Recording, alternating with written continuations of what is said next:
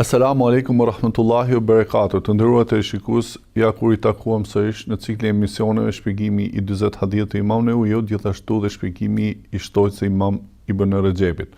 Jemi sot në emisionin e fundit për të cilin do bëjmë një përmbledhje kryesore të tematikave që kemi trajtuar në këto emisione me hoxhën e nderuar Imamin Ahmed Kalaimi, se erdhe hoxhë I nderuar. Mirë se gjetëm, faleminderit. Hoxhë nderuar, pak a shumë do të thonë në ciklit e emisionit ton I erdhi fundi, sepse dhe tematika e trajtimeve që Imam Neuviu dhe shtojtës e Ibn Rajabit është e tillë. Atëherë hoxhë nderuar, cila është tematika të cilat neve pak a shumë kemi trajtuar në këto 40 hadithe dhe shtojtës e Imam Ibn Rajabit? Faktikisht, siç thuhet, domethënë çdo gjë në këtë botë ka një fillim edhe një fund, po edhe emisionet tona kanë fundin e vet dhe ky është fundi I emisioneve tona, domethënë duke qenë se është produkt njerëzor emisioni, ka një fillim dhe një fund. Vetëm Zoti s'ka fillim dhe nuk ka fund, është I pari pa fillim dhe I fundit pa mbarim. Dhe normalisht, domethënë, për gjërave më interesante që unë dua spikas dhe përpara se të flas faktikisht rreth tematikave, dua të them që ne si musliman dhe si besimtar duhet të angazhohemi shumë me hadithet e pejgamberit alayhis salatu wassalam. Pra nuk duhet të mjaftohemi me 40 hadithe apo me përzgjedhje hadithes apo shkëputje hadithesh apo le të themi, domethënë, copza hadithesh. Faktikisht ne duhet t'i futemi, domethënë duhet t'i futemi hadithit, duhet të lexojmë hadithin, duhet të jemi pranë hadithit. Imam Tirmidhiu rahimahullah ka thënë, mjafton për ata që merren me hadithin si vlerësim, fakti që në çdo moment dërgojnë salavate mbi pejgamberin alayhis salatu wassalam. Dhe thot një prej dietarëve të hershëm, njerëzit që merren me hadithin janë njerëzit më të mirë, sepse nuk patën mundësi të shoqërojnë profetin alayhis salatu wassalam me trupat e tyre, mirë po e shoqëruan atë me gojën e tij dhe me fjalët e tij. Pra, ne duke lexuar hadithet, faktikisht jemi duke dëgjuar drejt për drejt pejgamberin alayhis salatu wassalam. Pra, le të shërbejnë këto emisione të 40 hadithe, po edhe emisionet e tjera që trajtojnë hadithe, le të shërbejnë si një moment, le të themi, reflektimi për ummetin. Pra ummeti, le të themi, ka dy burime kryesore nga mund të ringjallet Kurani, libri I Zotit dhe tradita e profetit alayhis salatu wassalam. Po kjo tradita e profetit alayhis salam nuk mësohet, po nuk lexove hadithin, po nuk përkushtove në dijet e hadithit. Për këtë arsye, domethënë, Islami ka parë qysh nga fillimet e veta, nga Imam Maliku I pari I cili ka shkruar libër hadithi, e deri sot kësaj dite dietarët merren me hadithin, komentojnë hadithin, interpretojnë hadithin, analizojnë zinxhiret e transmetimit të hadithit, I shërbejnë hadithit, sepse me të vërtet një hadith I kuruar mirë do të thotë, si më thënë, koment I duhur mbi Kur'anin, sepse Zoti tha në Kur'an, وَنَزَّلْنَا إِلَيْكَ الذِّكْرَ لِتُبَيِّنَ لِلنَّاسِ مَا نُزِّلَ إِلَيْهِمْ. O Muhammed, ty të zbritëm dhikrin, pra për emrave të hadithit ose të sunet është dhikr, në mënyrë që tu sqarosh njerëzve Kur'anin që Zoti ju zbriti atyre. Pra ky Kur'an nuk mund kuptohet vetëm se nëpërmjet hadithit dhe ne, domethënë, nuk duhet mjaftohemi, këtë desha të them, domethënë, ne nuk duhet mjaftohemi thjesht me këto 40 hadithe, por ne duhet që të lexojmë sa më shumë hadithet e pejgamberit alayhis salatu wassalam. Por duke pasur parasysh faktin se hadithet janë të shumta dhe ne mund të kemi në dorë një nga 10 travëllimet e hadithit dhe mos ta gjykojmë Islamin apo mos të ndërtojmë gjykimet tona mbi fen për shkak të një vëllimi që ne mund të kemi përpara duarve tona, edhe nëse ky vëllim është Buhariu, edhe nëse ky vëllim është Muslimi, apo edhe nëse ky vëllim është një pjesë e Abu Daudit apo Tirmidhiut. Jo. Domethënë ne duhet ta lexojmë hadithin në mënyrë që kur të hasim diçka, të pyesim njerëzit e specializuar, hoxhallarët dhe dietarët në mënyrë që të dimë, për shembull, se a ka dhe hadithe të tjera për këtë temë, a ka dhe interpretime të tjera rreth kësaj teme, sepse në fund fare Imam Buhariu nuk ka pretenduar se I ka sjell gjitha hadithet, po kështu dhe Muslimi, po kështu dhe Abu Daudi, po kështu dhe Tirmidhiu, thjesht që secili prej tyre ka tubuar atë që ka arritur të tuboj, po nuk ka pretenduar askush se I ka tubuar të gjitha. Pra le të jenë këto ligjërata që ne mbajtëm dhe këto emisione si një mesazh për të rikthyer edhe një herë fort hadithit pejgamberit alayhis salatu wassalam, se duke I rikthyer fort hadithit pejgamberit alayhis salatu wassalam, ne faktikisht I rikthehemi gjysmës së burimit të ligjit në Islam, pasi ligji Islam buron nga Kurani, buron nga suneti e pejgamberit alayhis salatu wassalam, kështu që kjo është shumë e rëndësishme. Le të dalim tek tematika e 40 hadithit të Imam Neuvijut. Siç edhe vetë Imami, Zoti e mëshiroft dhe na bashkon me të në xhenet, Siç edhe vetë ai në parathënien e librit ai thotë jam munduar që në këtë hadith në këtë 40 hadithe përfshi gjithë Islamin. Dhe faktikisht e ka bërë këtë dhe ka arritur. Domethënë nuk ka lënë kapitull prej kapitulleve të fesë pa e trajtuar. Për këtë arsye, disa prej le të themi kollozëve të dijes tonë, nëse njeriu do ta kthej 40 hadithet e Imam Nevawiut në të gjithë kapitujt e fesë, të shtrirë mundet, që do thotë, aty mund të gjesh një hadith i cili trajton çështjet e pastrimit dhe të pastërtisë. Kështu që mund të ndërtosh komplet kapitullin e abdesit, pastrimit, pastërtisë nga një pjesës e një hadithi. Aty ke për namazin, mund të ndërtohet komplet kapitulli i namazit. Aty ke për zekatin, mund të ndërtohet komplet le të themi kapitulli i zekatit. Mund ke për haxhin, ke edhe për tregtin aty, mund të ndërtosh kapitullin e tregtisë. Ke edhe për marrëdhëniet ndërnjerëzore, ke për edukatën, ke për sjelljen. Pra, ke edhe për gjykatën dhe për gjykimin, ke edhe për shtetin dhe për pushtetin, ke edhe për le të themi për popullin, ke edhe për masat. Pra, gjithçka është e kuruar mirë. Ndoshta duke sikur kishte mbet diçka për të plotësuar, vjen Ibn Rexhepi edhe i vën kapakun, si më thën, plotëson edhe le të themi edhe ato, le të themi bën një shtojcë me të vërtetë siç quhet, shtojca e Ibn Rexhepit për të plotësuar edhe ato kapituj që ndoshta le të themi disa kapituj që ndoshta nuk i kishte përfshirë Imam Nevawiu, siç është rasti i trashëgimisë, siç është rasti i alkoolit e kështu me radhë. Pra, ose i shitjes së gjërave të ndaluara, siç i kemi parë tek hadithet e Ibn Rexhepit ose tek shtojca e Ibn Rexhepit. Pra, nëse do të gjesh akide ose besim, doktrin në 40 hadithet, ke sa dush. Nëse do të gjesh çështjen e ibadetit të udhërimit, ke sa dush. Nëse do të gjesh çështjet e zemrës dhe të shpirtit, aty ke sa dush. Pra, ke material, dua të them, ke lënd sa dush, nëse do të kërkosh për edukatën, për sjelljen moralin, ke lënd sa dush. Pra këto hadithet, 40 hadithet trajtojnë le të themi pikat më nevralgjike, më të rëndësishme, më pikat ose si më thon vijat në rrugë për besimtarët dhe për besimtarët. Duke nis me hadithin e parë, i cili është zemra, shpirti, niyeti, qëllimi, duke vazhduar me hadithin e Aishës, i cili të vën kufizimet, sepse njeriu nuk mund të justifikohet me qëllimin e mirë e të bëjë çfarë do lloje, po ky qëllim patjetër duhet të jetë i kufizuar dhe i mirë orientuar, duke filluar me atë që është le të themi caktimi i Zotit dhe çdo gjë është e shkruar nga Zoti, po njeriu duhet bëj sebebet, njeriu duhet bëj shkaqet, duke shkuar tek fakti se kjo fe ndërtohet mbi disa kushte dhe mbi disa shtylla dhe kush i arrin këto të dyja, pastaj ngjitet në një shkallë më lart që është shkalla e bëmirësisë. Duke shkuar tek hadithi i cili na orienton tek besimtari i cili, domethënë mundet në jetën e tij të punojë dhe të punojë dhe të punojë, po Zoti nuk e traton fundin e tij. Dhe një jo besimtar, nëse ka punuar gjithë jetën për jo besim, Zoti nuk bën mrekulli në fundin e tij. Pra njeriu me jetën e tij është produkt i fundit të tij, ose fundi i jetës së njeriu është produkt i gjithë jetës së tij, qoftë kjo për besimin dhe qoftë kjo për jo besimin, dhe se hadithi i Abdullah ibn Mesudit për shembull nuk kupton që do të ndodhi diçka e pa imagjinueshme, do të ndodhi diçka e çuditshme. Po hadithi i Abdullah ibn Mesudit flet për atë që shohin njerëzit dhe jo për atë që di Zoti. Siç thotë në hadith, tha në atë që ju duket njerëzve. Pra, dikush duket si xhenetli në atë që shohin njerëzit. Po ai ndoshta nuk është xhenetli sepse në zemër nuk bën për hatër të Zotit. Dhe dikush duket si xhehenemli në atë që bën syt njerëzve, po ai ndoshta mund të jetë i paditur, mund të jetë ignorant, mund ta ketë nga budalliku i vet.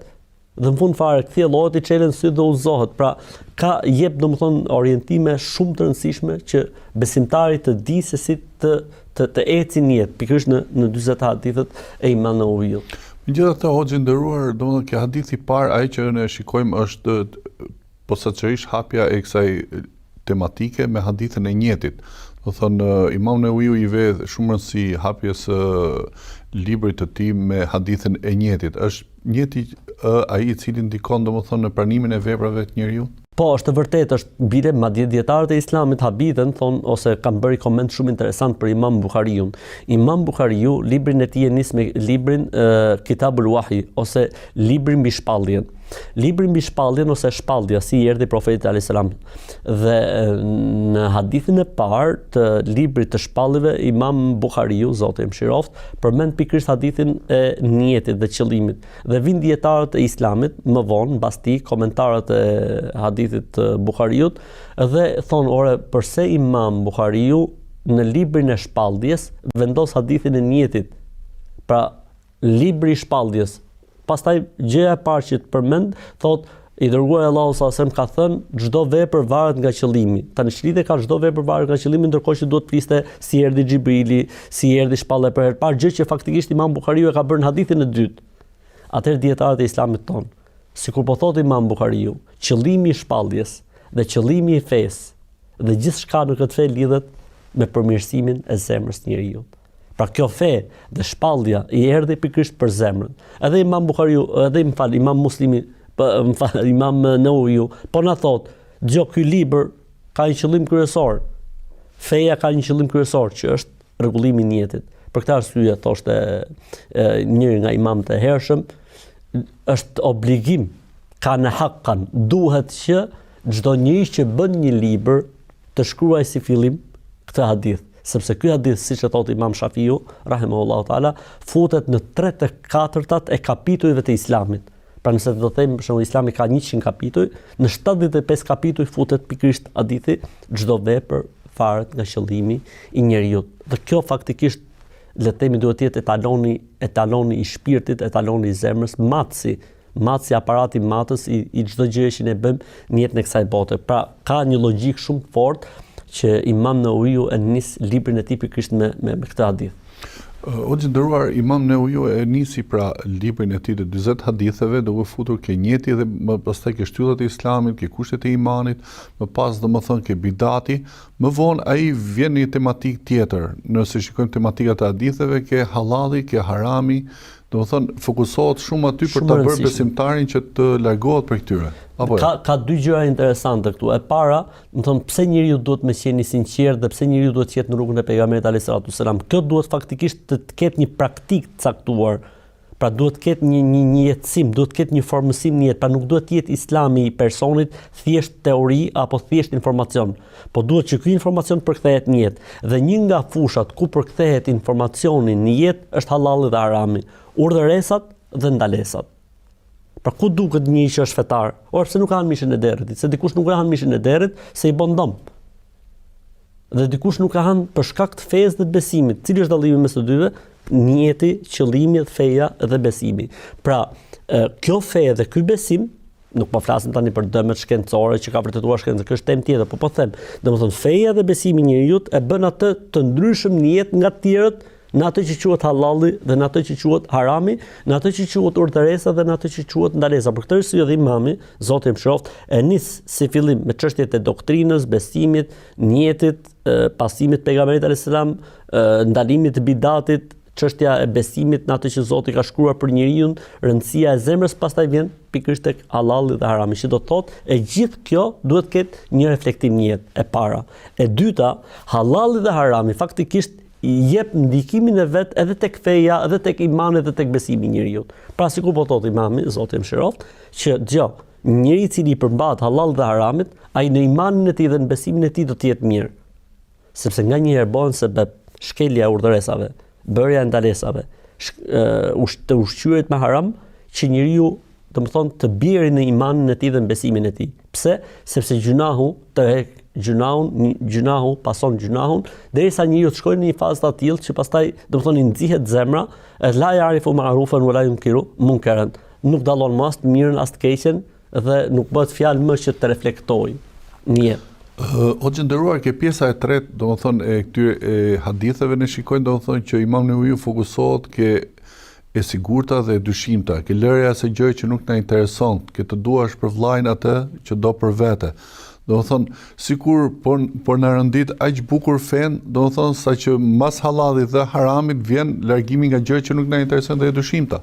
Domethënë, ajo që është shumë e rëndësishme në Islam dhe që Islami ka mshuar shumë është shëndeti le të themi psiqik i personit, i individit. Që do të thotë Islami, domethënë ndër le të themi objektivat e veta ka qetësimin e njeriu. Dhe një nga fushat që njeriu e qetëson më shumti është të largohet nga gjërat të cilat janë të paqarta, të largohet nga gjërat të dyshimta, të largohet nga gjërat të cilat kanë brenda fiksimet. Pra ti merru me atë që është e dukshme, me atë që është e lexueshme, me atë që është e qartë, dhe nuk ka ç'na duhet çfarë mund të jetë mbas kuintave, çfarë mund të ketë njeriu në zemër, jo po se si mund të interpretohet kjo gjëja apo jo gjëja. neve nuk na intereson kjo pjesë. Lëri këto gjëra. E para gjë. E dyta gjë, merru me atë që ty të le të themi të kthehet në dobi, si në botën tjetër edhe në jetën e kësaj bote. Pra, merru me atë që ty të intereson. Dhe fatkeqësia më e madhe e kohës që ne jetojmë është angazhimi jon me gjëra që nuk na interesojnë. Humbim shumë kohë për gjëra kotin, për gjëra që nuk na interesojnë, pastaj nuk na del koha për të bërë farzët, nuk na del koha për të bërë obligimet ndaj familjes, nuk na del koha për shumë gjëra të tjera. Ndërsa hadithi që u përmendet, hadithi i fundit, është fakti që besimtarët nuk mund të jenë, me zemra të ndara. Ata janë një trup i vetëm. E duke qenë se janë një trup i vetëm, kjo dora nuk mund të mërzitet pse kjo dora është më e shëndetshme, përkundrazi, bëhet mirë, të dyja janë të forta. Kështu që edhe njeriu me një trup, është një për të gjithë dhe të gjithë për një. Kështu që besimtari i vërtet, është ai i cili jeton me hallet e vllait vet, i cili e don vllain e vet më shumë se sa vetja e tij. O ju thirruna ala anfusihim walau kana bihim khasasa. Ju japin përparësi vëllezërve të tyre edhe nëse nuk kanë vet. Pra, ky është Islami, ky është modeli i Islamit mbi vëllazërimin e vërtet, mbi dashurinë e vërtet.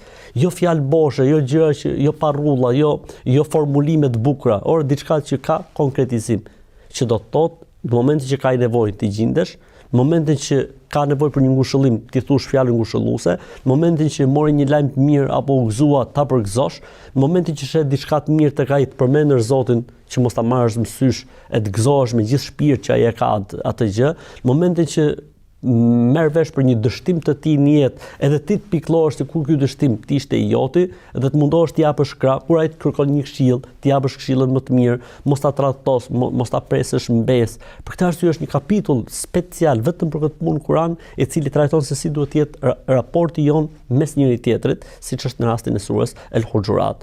Pra ku i madhi Zot vendos piketa morale dhe edukative se si ne duhet të kemi raportet me njëri tjetrin.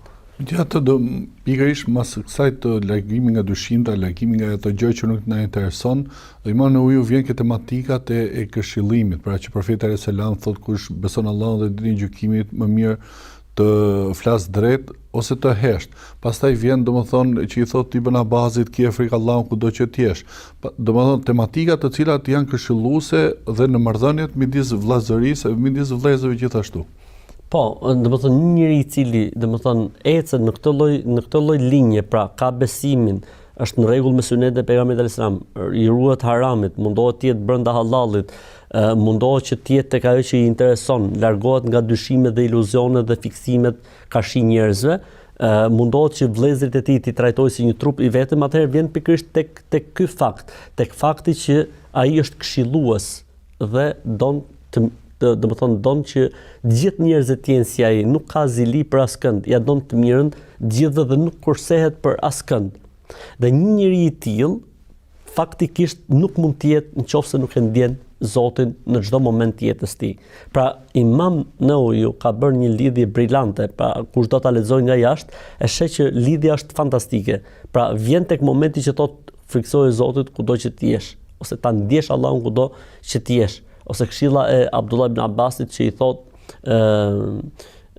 ruaje ti, pra ruaji ti, si më thon, kufit, rregullat, ligjet e Islamit të ruaj Zoti kudo që ti të jesh. Pra një njeri i tillë me shpresën e Zotit është ai i cili ka kompletuar Islamin e tij, ka kompletuar besimin e tij. Ta ndjesh Zotin në çdo moment të jetës. Ta ndjesh Allahun në çdo moment të jetës. Pra kemi dy këshilla interesante. Këshillën që i ka dhënë sahabiu që i tha friksohu Zotit kudo që të jesh, dhe këshilla që i dha Abdullah ibn Abbasit që i tha domethënë ruaje, pra domethënë ki kujdes, ruhu se po u rujte ti ka për të rujt Zoti. Edhe kjo nuk ka kuptimin me rujt, po me kuptimin po u rujte nga harami, po që i kujdesshëm në halal, ty ka për të rujt i madhi Zot.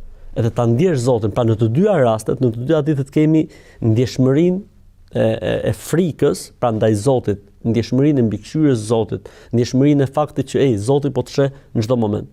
Pastaj i tha atij sahabiut, i tha dhe nëse bën në gjuna, bën një të mirë se e mira do ta fshi dhe sillu njerëzit me edukat sa më të mirë. Pastaj vjen hadithi Ibn Abbasit që tregon se njeriu, domethënë, duhet të jetë shumë i kujdesshëm, sepse mund të jetë një fjalë, mund të jetë një shikim, mund të jetë një vështrim, mund të jetë një takim i gabuar në moment caktuar në vendin e gabuar, në kohën e gabuar dhe njeriu mund të dështojë. Dhe ne për shembull kemi histori nga më interesantet se si në situata të caktuara një person që mund të ketë qenë shumë mirë ka humbur gjithçka për një fjalë, për një moment, për një qëndrim, siç është rasti që përmendi Zoti i Belam ibn Baura, që ka përmendur Zoti në Kur'an, ai ishte i tillë që ke Zoti i Madh kur bonte lutje, çdo lutje i pranohej. Derisa e sprovuan nëpërmjet bashkëshortes tij që i than lutje Zotit kundër Musaj. Nga një njeri shumë afër Zotit, që i pranohej çdo dua, ndroi. Pse? Ç'a ndodhi?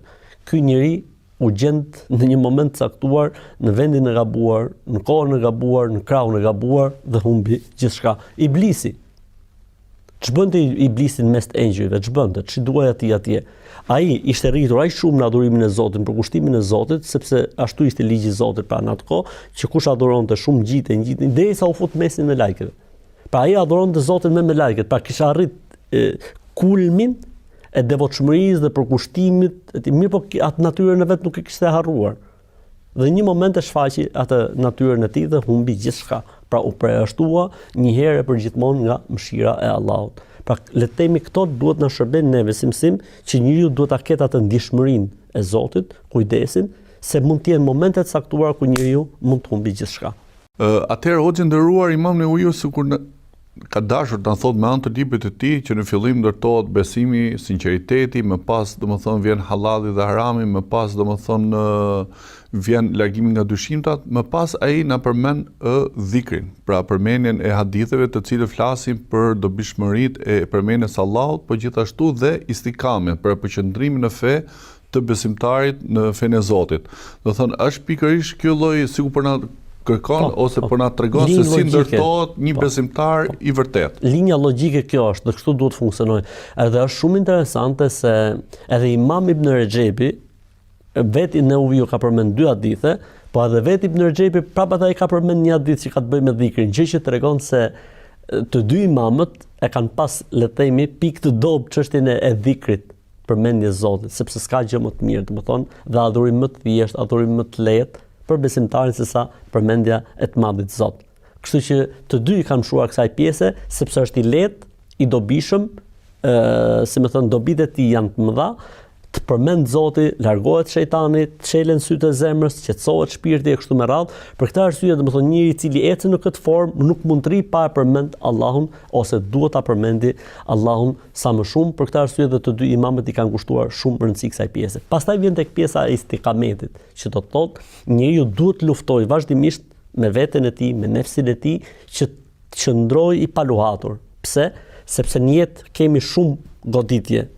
Iblisi, shejtani bën veten, dynjaja bën veten, shoqëria bën veten, jeta bën veten. Pra janë shumë gjëra dhe shumë faktorë. Dobësia e njeriu bën veten, le të themi egoja e njeriu bën, pra janë shumë faktorë që le të themi anijen e udhëtimit te Zoti mund t'ia ndryshojnë drejtimin. Atëherë duhet patjetër një rëndesë e madhe, që është rëndesa e istikametit, që është paluhatshmëria.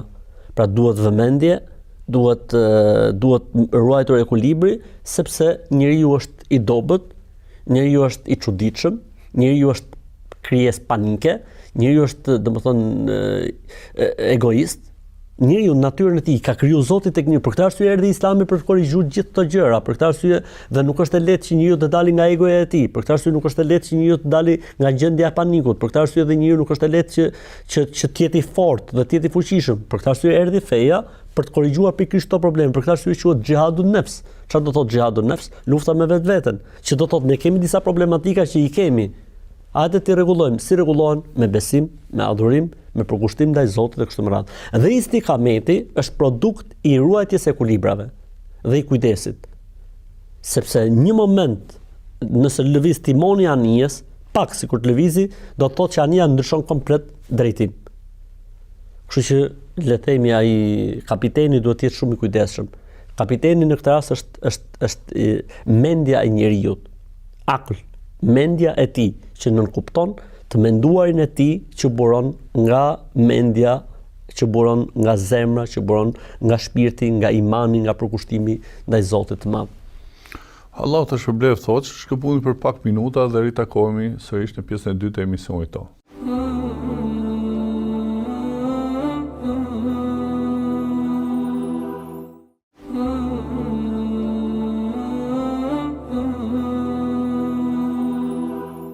Të nderuar të shikuesja, kur i takuam sërish në pjesën e dytë e emisionit ton, jemi me Hoxhën e nderuar Imamin Ahmet Kalaj. Hoxhë nderuar, hadithet profetike është një nga pasuritë që profeti alayhis salatu wassalam na ka lënë neve dhe brezave që do vinë më pas deri në ditën e Kiametit, por jo vetëm, domethënë ato janë vepra, ato janë fjalë, ato janë reagimet profetit alayhis salam, por gjithashtu dhe jeta e tij, domethënë është një pasuri në të cilën neve shikojmë shembullin më të mirë të njeriu i cili Zoti e zbriti për të mirën e njerëzimit, për të bërë ai përhapsi i diturisë, largimi i idhujtarisë. Por në Kur'an thuhet inna Allahu wal malaike yusalluna ala nabi. Allahu dhe me lajke dërgojnë salavat mbi profetin e Zotit. Dhe ju besimtar dërgoni salavat mbi profetin. Që kuptim ka dërgimi salavateve tek profeti alayhis salam nga Allahu, nga me lajke dhe nga njerëzit? Faktikisht ty Zotit shpërbleft për këtë le të themi ndërhyrje dhe ose parantezë, sepse gjejmë edhe një përkthim të gabuar faktikisht nga një herë, domethënë rreth fjalës salavat. Kur thuhet inna Allaha wa malaikatahu yusalluna ala nabi, do të thonë salat, çfarë do të thotë? Salat do të thotë bekim. Pra, salat do të thotë lutje. Atëherë kur vjen për Zotin, nënkupton bekimin. Allahu e bekon, e lumturon, e mëshiron, e lartëson, e lavdron, e përsos. Allahu është ai i cili i bën të gjitha këto, dhe më përmbledhja fjalë do të ishte bekim. Allahu e bekon profetin e tij. Me lajket e Zotit i lutën Allahut që ta bekoj profetin e tij. O ju që keni besuar, lutuni dhe ju që profeti të jetë i bekuar. Për këtë arsye, domethënë, është prej le të themi gjërave më të bukura që ka Islami, ne muslimanët, domethënë na ka dhënë i Madhi Zot atë atë privilegjin që edhe ne të lutemi për pejgamberin alayhis salam, megjithëse Zoti atij e kishte falur të gjitha gjunat, megjithëse ishte i bekuar i Zotit, megjithëse ishte i dashur i Zotit, megjithëse ishte krijesa më e mirë e Zotit, megjithëse i kishte të gjitha privilegjet, megjithatë Zoti na ka dhënë neve një mundësi të tillë. Dhe faktikisht na ka dhënë Zoti neve këtë mundësi, jo se profeti alayhis salam ka nevojë për këtë gjë, po faktikisht kthehet kjo tek ne.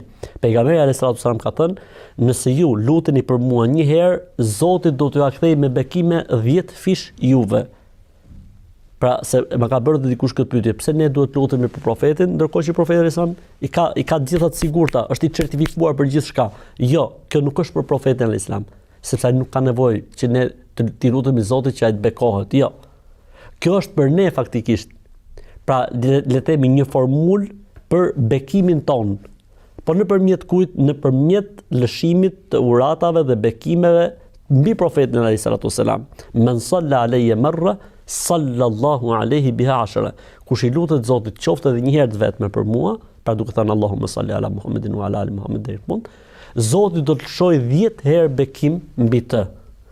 Kështu që ka një rëndësi të madhe puna. Dhe mbi familjen e tij, domethënë gjithashtu dhe mbi familjen e tij. Po, kur flitet për salavat, flitet për gjithë formulën.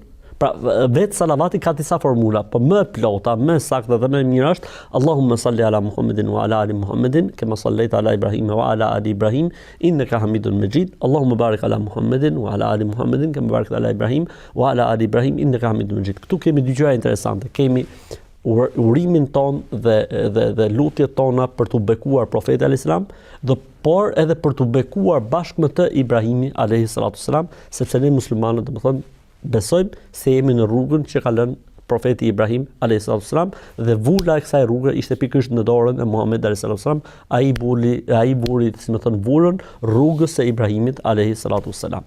Hoxhë nderuar, vjojmë pak me rënditjen se si Imam Newawiu pra e ka rënditur hadithën në librin e tij, pikërisht mas dhikrit, ai përmend derën e sadakas, si e quajmë neve, pra derën e bamirësisë, derën e veprave të cilat domethënë njerëzit ndihmojnë njerëzit për nevojat e tyre të domosdoshme apo të nevojshme. Pse pikërisht direkt mas dhikrit vjen pra kjo derë? A është kaq e rëndësishme është kjo? Është normale që njëri i cili është kaq afër Zotit, kaq pranë Zotit, kaq i dashur me Zotin, të jetë i dobishëm me njerëzit, sepse njerëzit quhen, në kuptimin figurativ, quhen familja e Zotit në tokë.